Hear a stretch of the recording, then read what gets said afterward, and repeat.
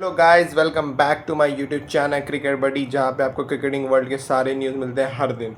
तो आज चलिए, आज से आईपीएल शुरू हो गया है। 2 महीने का कार्निवल, जैसे मैं कहता आ रहा हूँ, 2 महीने का कार्निवल रहता है और ये शुरू हो चुका है। तो उसके पहले डिस्क्रिप्शन में लिंक दिया हुआ है इंस्टाग्राम पेज का, व्हाट्सएप चैनल का, जाके फॉलो कर लीजिए, क्योंकि भाई आपका रोज़ वहाँ पे इंफॉर्मेशन देता है जैसे ही वीडियो आती है। और एक ख़ास बात क्या है, भाई ने नया शुरू किया है कि अब हर दिन मैच ख़त्म होते ही उसके आधे घंटे के अंदर, आधे से 1 घंटे के अंदर आपको रील मिल जाएगी, जहाँ पे आपको शॉर्ट डिटेल में भाई बता देगा कि मैच में क्या हुआ था। और सेम जो वीडियो रहती है, रील या शॉर्ट, आप जो भी कह लो, वो यूट्यूब पे भी अपलोड होती है। तो जाके ज़रूर इंस्टाग्राम को फॉलो कर लीजिए, व्हाट्सएप को फॉलो कर लीजिए, क्योंकि व्हाट्सएप पे भी जैसे ही वीडियो अपलोड होता है, वहाँ पे भी आपका भाई लिंक प्रोवाइड कर देता है। और वीडियो की एक ख़ास बात क्या होती है कि वहाँ पे ना चैप्टर्स डले होते हैं, तो आपको पूरा वीडियो आप देखो। और अगर आपको कोई पर्टिकुलर पार्ट पहले देखना है कि विराट कोहली ने कल के मैच में क्या कैसा खेला और मेरा ओपिनियन क्या था, तो आप वहाँ पे सीधा उस चैप्टर पे क्लिक करो, आप सीधा वहीं पे आ जाते हो, ठीक है। और एक और ख़ास बात की, वीडियो सुबह रोज़ 9 बजे की शेड्यूल्ड रहती है, तो आपको ऐसा नहीं है कि इरेगुलर रहेगा तुम्हारा भाई या कंसिस्टेंसी नहीं मेंटेन करता है। बहुत कंसिस्टेंट रहता है। कभी कभार होता है कि टाइमिंग थोड़ा ऊपर नीचे हो जाता है, 5-10 मिनट 9 से 9:15 हो जाता है, लेकिन मैक्सिमम टाइम 9 बजे आपको वीडियो मिल जाती है। तो चलिए शुरू करते हैं आज के मैच का प्रीव्यू, जो कि आज का ओपनिंग मैच था, the defending champions royal Challengers Bangalore versus Sunrisers Hyderabad. तो उसमें अगर मैच हम शुरू करते हैं तो रजत पाटीदार ने, द आरसीबी कैप्टन ने, टॉस जीता और बोला सनराइजर्स हैदराबाद को कि आप आइए और बैटिंग कीजिए, ठीक है। प्लेइंग 11 पे एज यूजुअल क्या था, मतलब जो मैंने प्लेइंग 11 बताई हुई थी जब मैंने प्रीव्यू किया था, तो अकॉर्डिंगली वही बनी कि जॉश हेजलवुड नहीं है तो जैकब डफी के साथ हम लोग जाएंगे। वहीं पे एसआरएच में थोड़ी सी सलील अरोड़ा को देखने को मिला, क्योंकि वो था इस मैच में। बाकी और सारी चीज़ें तो काफ़ी हद तक सेम थी। उसके बाद भाई नोट्स बना के लाता है तुम्हारा भाई, वही नोट्स देख रहा था, ठीक है। तो अगर हम मैच शुरू करें तो जैसे मैंने बोला कि सनराइजर हैदराबाद बैटिंग करने आती है, और बहुत ही, अगर ईशान किशन के 80 रन निकालते तो उसके अलावा बहुत ही ख़राब खेली। चलिए शुरू करते हैं शुरू से। अभिषेक शर्मा को फंसाने का तरीका अब टीम्स को मिल चुका है आफ्टर T20 वर्ल्ड कप। अगर आप देखोगे, जैकब डफी और भुवनेश्वर कुमार, वो दोनों ना third, middle stump, off stump या फोर्थ स्टंप की लाइन रखते थे, जिससे अभिषेक शर्मा को रूम नहीं मिल रहा था। इनफैक्ट वो लेग स्टंप की भी लाइन रख रहे थे, जिस कारण से वाइड्स बहुत हो रही थी। और अभिषेक शर्मा को वो, आप अगर आर्म्स खोलने का मौका नहीं दोगे ना, तो वो बंदा फंसेगा ही फंसेगा। और वही चीज़ हुआ भी, अभिषेक शर्मा फंस गया और बहुत गंदा फंसा वो, ठीक है। उसके बाद अगर बात करें तो अभिषेक शर्मा ऑब्वियसली बहुत चीपली 7 रन पे आउट हो गया 8 बॉल में। और उसके बाद, और ना ही ट्रेविस हेड चला 11 रन 9 बॉल में। उसके बाद नीतीश कुमार रेड्डी को 4 पे लाया गया, लेकिन कोई फ़ायदा नहीं हुआ नीतीश कुमार रेड्डी को भी लाने का, क्योंकि वो भी बहुत ख़राब 1 रन बनाया 5 बॉल में। और SRH were 3 down with in the power play. लेकिन उसके बाद कैप्टन ईशान किशन ने बहुत ही अच्छी पारी खेली। पहले उसने क्लासन के साथ एक साझेदारी जोड़ी, जो कि आपका ऑलमोस्ट 100 रनों की थी, और उसकी 97 रनों की थी, टू बी मोर प्रिसाइज। वहाँ पे क्लासन आउट होता है 31 रन्स पे। और उसके बाद अगेन सलील अरोड़ा आता है। पहला मैच था उसका भी IPL का, तो वो भी बहुत मतलब ट्राई किया, लेकिन उससे भी नहीं हुआ, फिर वो आउट हो जाता है। लेकिन उसके बाद आता है अनिकेत वर्मा। लेकिन इसके पहले हम बात करते हैं ईशान किशन की। भाई वो अपने ड्रीम फॉर्म में चल रहा है। जो उस बंदे के साथ हुआ 2023 वर्ल्ड कप के बाद, या आप कह लो जब 2023 वर्ल्ड कप के बाद, जब उसको चांस नहीं मिल रहा था, वो बैठ रहा था। इवन 200 बनाने के बाद भी वो बंदा बैठा हुआ था।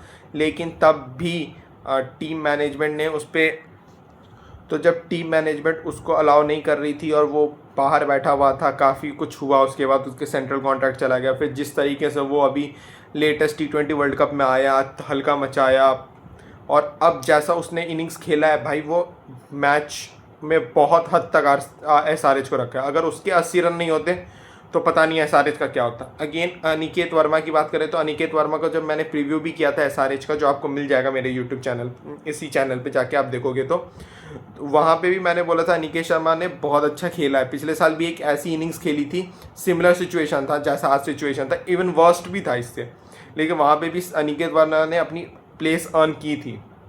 और अनिकेत वर्मा के लिए अब्दुल समद को भी छोड़ा था एसआरएच ने।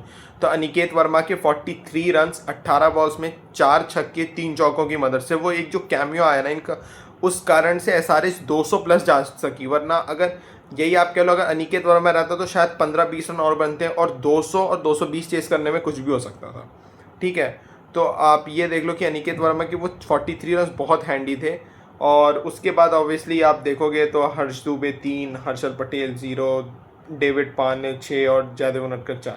उसके अलावा कोई आप देखोगे तो उतना अच्छा नहीं खेला एसआरएच की तरफ से। लेकिन अगर अब हम बात करें आरसीबी के बॉलर्स की, तो भाई जैकब डफी, मतलब पाटीदार का एक चीज़ देखने का था कि जैकब डफी का शुरू में ही 4 ओवर करा दिया उस बंदे ने। ये नहीं देखा पावर मतलब डेथ ओवर है मेरे को चाहिए तो जैकब डफी का 1 ओवर रखें। और दैट वाज मेरे लिए पहले क्वाइट शॉकिंग था कि 1 ओवर एटलीस्ट रखना चाहिए था। 3 ओवर चलो ठीक है, लेकिन उसने 4 ओवर करा दिए थे और उस 4 ओवर में जैकब डफी ने आपको रिजल्ट भी दिए हैं। 4 over 22 run 3 wicket Jacob Duffy ने लिए हैं।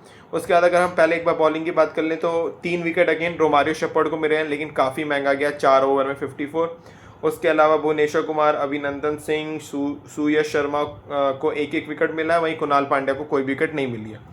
ठीक है, और अगर बात करें रोमारियो शेपर्ड ने भी काफ़ी अच्छी बॉलिंग की है। पहले ओवर में वो भी रन गया था, उसके बाद मोमेंटम अगेन शिफ्ट हुआ एसआरएच के साइड।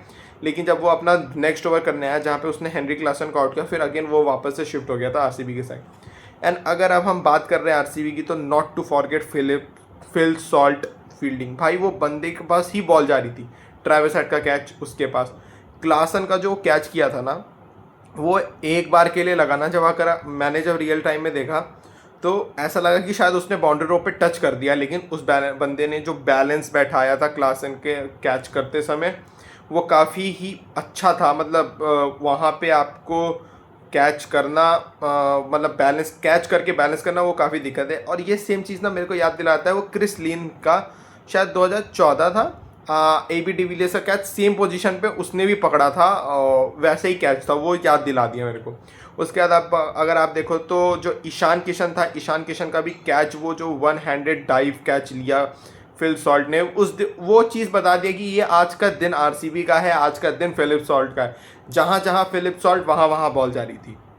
तो फिलिप सॉल्ट की बैटिंग फिलिप सॉल्ट की जो फील्डिंग थी टॉप नॉच थी, टॉप नॉच मतलब टॉप नॉच। भाई वो बंदे ने कुछ नहीं ना तो 25-30 रन बचाए हैं हेनरी क्लासन और ईशान किशन के विकेट को कैच लेके। मतलब ऑब्वियसली विकेट तो बॉलर के खाते में जाएगा, लेकिन भाई विकेट जाना चाहिए फिल सॉल्ट के खाते में, क्योंकि इतना ब्रिलियंट कैच था। And not to forget Phil Salt generally आपको ग्लव्स के साथ दिखता है, विकेट कीपर है, और फील्डिंग में इतने अच्छे एफर्ट्स करना it's a good thing for RCB.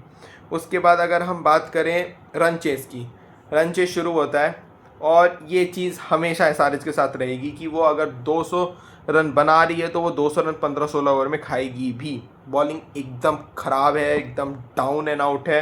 पहले अगर हम बॉलिंग की बात कर लें तो समझ में नहीं आया कि आप नीतीश कुमार रेड्डी से ओपनिंग क्यों कराएं। आप पहले ही डिफेंसिव मोड में चले गए कि मेरे को 5 बॉलर के 4 ओवर्स निकालने। नीतीश कुमार रेड्डी 2 ओवर में 19 रन, जयदेव उनटकर 3 ओवर में 29 रन 1 विकेट, वहीं पे हर्ष दुबे 3 ओवर में 35 रन 1 विकेट, डेविड को 3 ओवर में 35 रन देके 2 wicket, Ishan Malinga 2 over 35 run, Harshal Patel 2.4 39। कहीं नहीं था बॉलिंग, अगर आप देखोगे कुछ नहीं था। और ये चीज़ आप पूरे सीज़न देखोगे, आप यहाँ पे आप डेविड पार्नेर को या ईशान मलिंगा को इन दोनों में से किसी एक को निकाल के आप पैट कमिंग्स को ले आओगे, तो क्या पैट कमिंग्स के आने से ये पूरी बॉलिंग लाइनअप इतनी अच्छी हो जाएगी? नहीं होगी। शमी को नहीं जाने देना चाहिए था इनको, और इन्होंने होमवर्क अगेन ऑक्शन टेबल पे नहीं किया है एसआरएच ने, ये क्लियरली दिख रहा है। बॉलिंग लास्ट ईयर भी वीक थी, इस साल भी बॉलिंग वीक है। उसके बाद अगर अब हम बात करते हैं आरसीबी के रन चेस पे, इन डेप्थ बात करेंगे। फिल सॉल्ट जल्दी आउट हो गया, 8 रन बनाए 7 बॉल में। लेकिन उसके बाद आता है देवदत्त पडिक्कल, और देवदत्त पडिक्कल आता है और देवदत्त पडिक्कल छाता है। 26 बॉल 31 रन 7 चौके 4 छक्के, और भाई बहुत बढ़िया खेला है। 20 बॉल्स में उसने अपनी शायद 50 पूरी की थी, अगर मैं सही हूँ तो। देवदत्त पडिक्कल ने कितने बॉल्स में, 21 बॉल में अपनी 50 कर ली थी, और काफ़ी अच्छा देवदत्त पडिक्कल ने खेला। मतलब वो जो एक होता है ना कि कोहली थोड़ा सा आके टाइम लेता है देन ही स्टार्ट सिटिंग, तो वहाँ पे देवदत्त पडिक्कल ने बहुत अच्छा किया। और पिछले 2 सीज़न से क्या हो रहा है, आरसीबी की जर्सी जो पहन रहा है वो बहुत अच्छा कर रहा है, ठीक है। और पर्टिकल का चलना इनके 3 नंबर का सॉल्यूशन देता है, क्योंकि लास्ट ईयर पर्टिकल चला था लेकिन towards the business and not tournament, अगर आपको ध्यान होगा, चलो आरसीबी जीत गई थी तो most of the RCB fans might not agree with me, लेकिन ये था कि पर्टिकल के जाने के बाद 3 नंबर उनका डेंट हुआ था, इसीलिए इस साल उन्होंने वेंकटेश अय्यर को रखा हुआ है बैकअप में। तो पर्टिकल का चलना मतलब बहुत अच्छी बात है, क्योंकि 3 नंबर अच्छा होना चाहिए हर टीम का। उसके बाद जब पर्टिकल आउट होता है तो शायद लगता है कि एक रे ऑफ होप मिलती है। वैसे तो 8.4 में 110 रन पे बन चुके थे आरसीबी के, और तब पर्टिकल आउट हुआ है। तो उसके बाद भी अगर आप कह सकते हो कि 12 ओवर 100 रन मैच फंस सकता है, क्योंकि जब आप 200 चेस कर रहे हो ना, तो ये चीज़ आपके साथ हमेशा बनी रहेगी कि अगर 2 ओवर अच्छा गया तो जो नेट रन रेट 10 का मेंटेन था वो 12-13 पे जाता है। लेकिन यहाँ पे आपको अप्रिसिएशन करना पड़ेगा रजत पाटीदार का। 31 रन, 12 बॉल, 2 चौके, 3 छक्के, और यही चीज़ और अच्छी है पाटीदार की, कि वो आने के बाद टाइम नहीं लिया वो बंदा आज के मैच में, वो आया और मारना शुरू किया, और वो प्लस वो स्पिनर्स को काफ़ी अच्छा खेलता भी है रजत पाटीदार ठीक है। तो ये चीज़ है। और पाटीदार के 31 रन जो इतने उसने बनाए 250 प्लस के स्ट्राइक रेट से, ये बताते हैं कि इसमें आपको, ये तो एक चेज़ हो गया, इसमें ये पता चलता है कि आरसीबी बहुत ईजिली और बहुत जल्दी चेस की है। 15.4 ओवर्स में चेस करने का मतलब है आपका नेट रन रेट अच्छा हुआ। और आप हर सीज़न उठा के देख लो आईपीएल का, चाहे वो फर्स्ट सीज़न हो या चाहे वो 18वां सीज़न हो, नेट रन रेट पे बात आके फंसती है लास्ट में जाके। और वहीं पे कुछ टीम्स 4th पोजीशन के लिए 3 टीम्स रहती हैं, 2 टीम्स अपने नेट रन रेट के कारण ही मात खाती हैं और बाहर हो जाती हैं। तो यहाँ पे 15.4 ओवर्स में ख़त्म करने का नतीजा ये है कि आरसीबी का नेट रन रेट बहुत अच्छा हो गया है। और अगेन अगर हम अब बात करें विराट कोहली की, द चेज मास्टर, भाई उस बंदे के बारे में ना बात करना ही चाहिए। वो इतना ब्यूटीफुली कोई रन चेस को ना एग्जीक्यूट करता है। 38 बॉल, 69 रन, 5 चौके, 5 छक्के, क्या ही बात करना भाई। मतलब highest run get scorer in the history of IPL, highest run for RCB, highest run for in a season. मतलब जितने रिकॉर्ड्स, अगर रिकॉर्ड्स का नाम लेते जाए तो एक वीडियो से ज़्यादा तो रिकॉर्ड्स बोलने में लग जाएंगे विराट कोहली के लिए। तो again Virat Kohli the chase master बहुत अच्छा पेश किया, और वही एनर्जी जो इंडिया के लिए खेलते हुए है, जो आईपीएल के फर्स्ट सीज़न में एनर्जी थी, जो आईपीएल के 18वें सीज़न में एनर्जी थी, वही एनर्जी 19th सीज़न में भी है। और वही एनर्जी के साथ वो बंदा पूरे 40 ओवर करता है, मतलब 20 ओवर की फील्डिंग, और अगेन जब तक बैटिंग में रहता है तब तक, ठीक है। इसके बाद अगर हम बात करें कि क्या गलत हुआ एसआरएच के साथ ना, पावर प्ले में अगर आप देखोगे, ये रहा एसआरएच का स्कोर, ये रहा आरसीबी का स्कोर, आप देख लो डिफरेंस पावर प्ले का ही है। एसआरएच अपना 3 विकेट खो दी थी 49 रन पे, और आरसीबी ने 76 बनाए हैं। यहीं पे डिफरेंस पता चलता है कि आरसीबी 13 के रन रेट से भागी थी, क्योंकि विकेट उनके नहीं गिरे थे। वहीं पे एसआरएच 8 क्रॉस की, जस्ट कैसे भी 8 का रन रेट क्रॉस की वहाँ, क्योंकि उनके 3 विकेट गिरे थे। जैकब डफी अगेन बहुत अच्छा किया, उसने वो जो स्पंजी बाउंस आप कह सकते हो जो था, उसका काफ़ी अच्छा यूज़ किया, और आरसीबी काफ़ी होमवर्क अच्छा करके आई थी, प्लेयर बाय प्लेयर का उनके पास एनालिसिस था, ठीक है। उसके बाद अगर हम क्या बात करें, मतलब पॉइंट्स टेबल की बात कर लेते हैं, उसके बाद हम अपने प्रेडिक्शन पे आते हैं। भाई थोड़ा सा हो गया दिक्कत। आरसीबी का नेट रन रेट है +2.907। ऑब्वियसली ये नेट रन रेट 14 मैचेस है, तो ये बहुत ऊपर नीचे फ्लक्चुएट होगा, लेकिन एट प्रेजेंट पॉइंट्स टेबल पे नंबर 1 है royal Challengers Bangalore with a net run rate of +2.907। उसके बाद आ जाते हैं भाई, क्या बोलते हैं, मेरा प्रेडिक्शन था एसआरएच जीतेगा, हार गया। मेरा प्रेडिक्शन पहला रॉन्ग हो गया, पहला प्रेडिक्शन रॉन्ग हो गया। मैं एसआरएच के साथ था कि एसआरएच जीत जाएगी ये मैच, और ये नहीं हुआ है।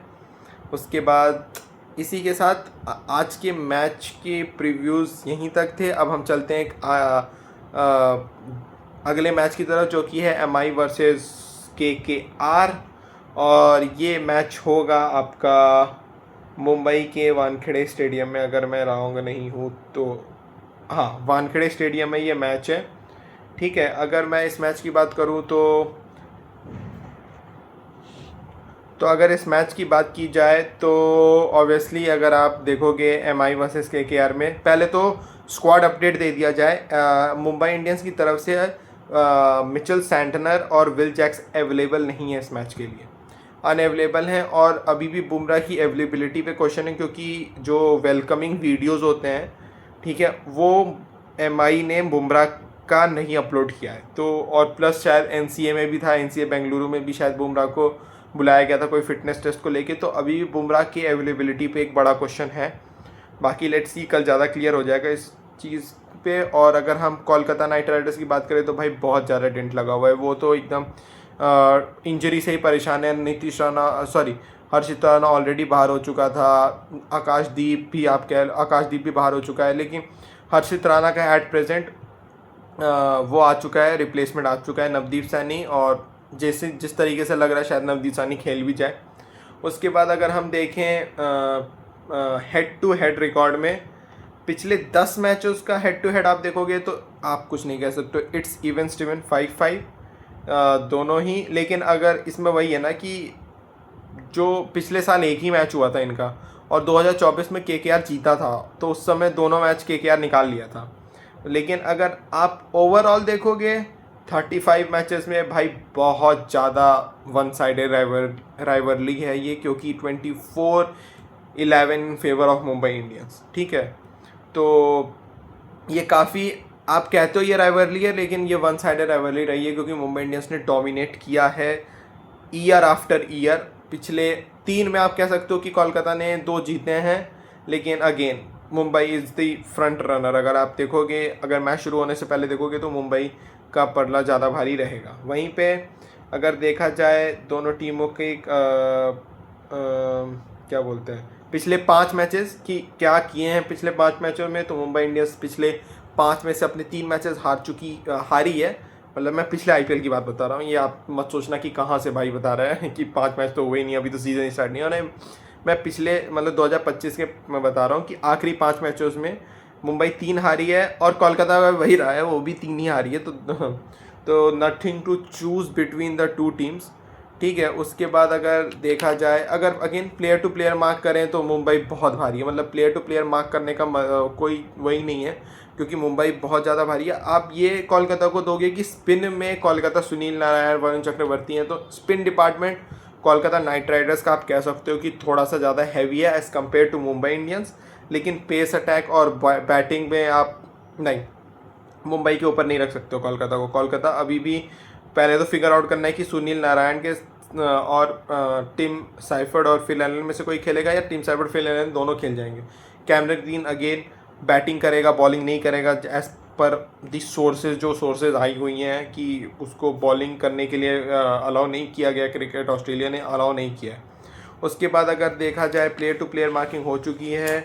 और क्या मतलब, और क्या देखना है इस मैच में, ऑब्वियसली मुंबई का पलड़ा भारी। अगर मैं प्रिडिक्शन मेरे को करना होगा तो मैं यही प्रिडिक्ट करूंगा कि मुंबई इंडियंस जीत रही है काफ़ी ईजली। मतलब मैंने जब प्रीव्यू किया है मुंबई इंडियंस के स्क्वाड का, तो मैंने तो शायद ये लाइन बोली नहीं, मैं बोलना भूल गया हूँगा कि Mumbai Indians the best ever T20 team है, और उसे एक मैच भी नहीं हारना चाहिए जिस तरीके की उनकी टीम है। क्योंकि एक तो उनके जो प्लेइंग 11 प्लेइंग 12 है वो सारे इंटरनेशनल प्लेयर्स, और बैकअप में भी इंटरनेशनल प्लेयर्स बैठे हुए हैं। और ये बहुत ही रेयरली आपको देखने मिलता है, बहुत ही रेयरली आपको देखने मिलता है कि कोई टीम के प्लेइंग 11 में भी इंटरनेशनल इंटरनेशनल प्लेयर्स हैं, और बैकअप में भी एक्सपीरियंस इंटरनेशनल प्लेयर्स हैं, ठीक है। बाकी अगेन अगर आप देखोगे टॉस जीत के जो भी टीम जीतेगी वो बॉलिंग लेगी, क्योंकि अगेन वानखेड़े चेसिंग ग्राउंड रहा है हमेशा से। लेकिन एक चीज़ है कि बॉल शुरू में स्विंग बहुत अच्छा करती है, तो वहाँ पे देखने लायक होगा कि दोनों टीम्स के पास अच्छे स्विंग बॉलर्स हैं। अगेन मुंबई के पास अच्छे ज़्यादा हैं, दीपक चहर, हार्दिक पांड्या, ट्रेंट बोल्ट। लेकिन अगर कोलकाता के साथ देखोगे तो आप वैभव अरोड़ा मिल जाएगा, नवदीप सैनी आप देख सकते हो, और पथिराना, अगेन आप पथिराना को शुरू में नहीं, Muzarabani, not to forget, Muzarabani भी अगर खेलता है तो मुजरबानी भी अच्छा ही करता है बॉलिंग शुरू में पावर प्ले में। तो ऑल इन ऑल एक गुड कॉन्टेस्ट होगा। आई होप सो कि ये मैच थोड़ा सा टाइट, मतलब थोड़ा सा और क्लोज जाए, अनलाइक यस्टरडेज मैच की भाई वो वन साइडेड ही ख़त्म हो गया। लेकिन अब आईपीएल शुरू हो गया तो काफ़ी मज़ा आने वाला है। एक एक मैच देखा जाएगा तो बहुत मज़ा आएगा। तो thank you so much for watching this video. Do like, comment, share and subscribe, और बेल आइकन दबाना मत भूलिएगा, क्योंकि सुबह 9 बजे वीडियो आती है तो बता देता है आपके मोबाइल पे नोटिफिकेशन आ जाएगा कि भाई ने वीडियो डाल दी है। लिंक दिया हुआ है इंस्टाग्राम पेज का, व्हाट्सएप चैनल का, फॉलो कर लीजिए, वहाँ पे भी भाई बता देता है कि लिंक आ गई है। और अब एक नया शुरू भी किया भाई ने कि भाई मैच ख़त्म होने के बाद आपका भाई क्या करता है कि वीडियो भी डालता है, शॉर्ट्स डालता है, रील्स डालता है, जिसमें 2-3 मिनट में पूरा वीडियो, पूरे मैच का वो रिव्यू भाई मतलब आपका भाई करता है पूरे मैच का रिव्यू शॉर्ट्स में 2-3 मिनट में। तो वहाँ पे आपको और एंटरटेनमेंट का बंदोबस्त कर दिया आपके भाई में। तो जल्दी जल्दी जाइए, लाइक कीजिए, कमेंट कीजिए, शेयर कीजिए और ऐसे ही प्यार देते रहिए चैनल को। Thank you so much.